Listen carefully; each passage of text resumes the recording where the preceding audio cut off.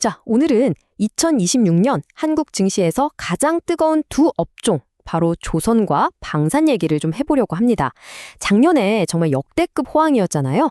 그런데 과연 이 좋은 흐름이 내년에도 계속될 수 있을까요? 2025년 두 산업 모두 정말 기록적인 한 해를 보냈죠. 그런데 아이러니하게도 이 엄청난 성과가 오히려 2026년을 바라보는 투자자들한테는 뭐랄까 더 큰 고민거리를 안겨주고 있습니다. 그러니까 이 상승세가 앞으로도 계속될 여력이 남아있는 걸까요? 아니면 이 모든 좋은 소식들이 이미 주가에 다 녹아들어간 우리가 흔히 말하는 선반영의 꼭대기에 서 있는 건 아닐까요? 자, 오늘 이 문제 한번 제대로 파고들어 보겠습니다. 그래서 오늘은요, 먼저 지금 상황이 어떤지 한번 짚어보고 왜 좋게 보는지 또 왜 걱정하는 목소리가 나오는지 이 강세론과 약세론을 하나씩 뜯어볼 겁니다. 그리고 마지막으로 전문가들은 어떻게 생각하는지, 그래서 2026년의 가장 중요한 포인트는 뭔지 정리해 드릴게요. 자, 그럼 첫 번째로 2025년이 얼마나 대단했길래 이런 얘기가 나오는지 그 배경부터 한번 살펴보죠. 2025년은 정말 말 그대로 역대급 호황이었어요. 조선업은 비싼 배들, 고부가가치 선박수주를 그냥 싹쓸이 했고요. 방산업은 특히 유럽 시장을 뚫으면서 수출 영토를 엄청나게 넓혔죠.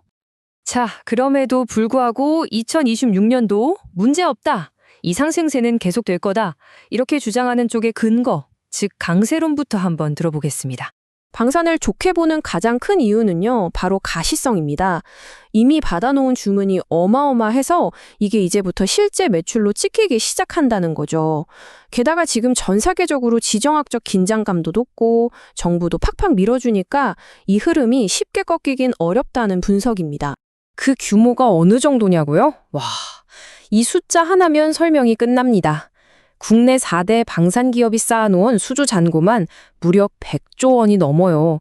이건 그냥 앞으로 몇 년치 먹거리는 이미 창고에 가득 쌓아뒀다는 얘기나 마찬가지입니다. 조선업 쪽도 만만치 않게 탄탄합니다. 요즘 잘 나가는 LNG성 같은 돈 되는 배에 집중하고 있고요. 또 전 세계적으로 환경 규제가 점점 빡빡해지니까 낡은 배들을 새 배로 바꿀 수밖에 없는 상황이거든요. 여기에 미해군 프로젝트 같은 새로운 이야기까지 더해지고 있는 거죠. 이 그래프를 보시면 와, 진짜 입이 떡 벌어집니다. 특히 조선업, 앞으로 5년간 연평균 영업이익 성장률 전망치가 무려 95%입니다. 95%. 이건 그냥 성장하는 수준이 아니라 말 그대로 폭발하는 거죠.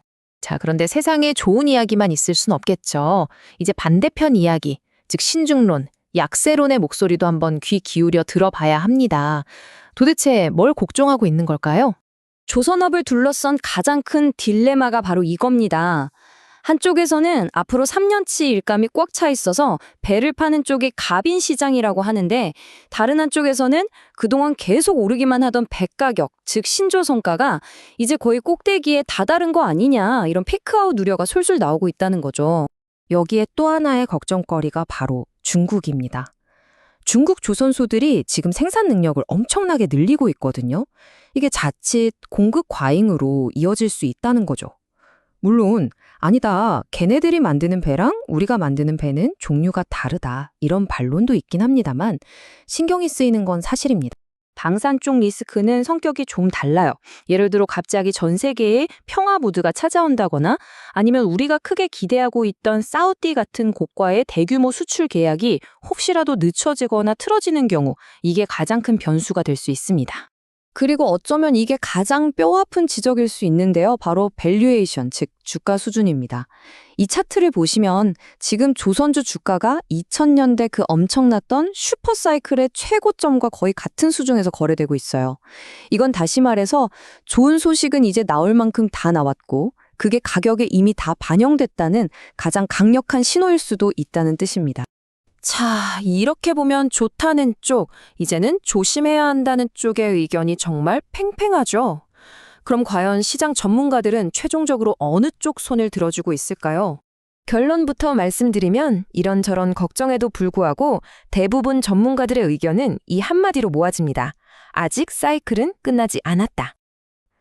그리고 이런 자신감은 실제 증권사 리포트에서도 나타나는데요. 대부분이 비중 확대, 영어로는 overweight 의견을 유지하고 있습니다. 이게 무슨 뜻이냐면 앞으로 시장 평균보다 더 오를 것 같으니 비중을 늘려서 투자하는 게 좋겠다는 아주 긍정적인 신호죠. 전문가들이 이렇게까지 자신하는 근본적인 이유는 결국 앞에서 계속 말씀드렸던 바로 그 가시성 때문입니다. 이미 확보된 수주 잔고가 워낙 빵빵해서 앞으로 벌어들일 이익이 단순한 희망이나 추측이 아니라 거의 눈에 보이는 확정된 현실이라는 거죠. 자, 이 표를 보시면 지금까지의 논쟁이 한눈에 정리됩니다.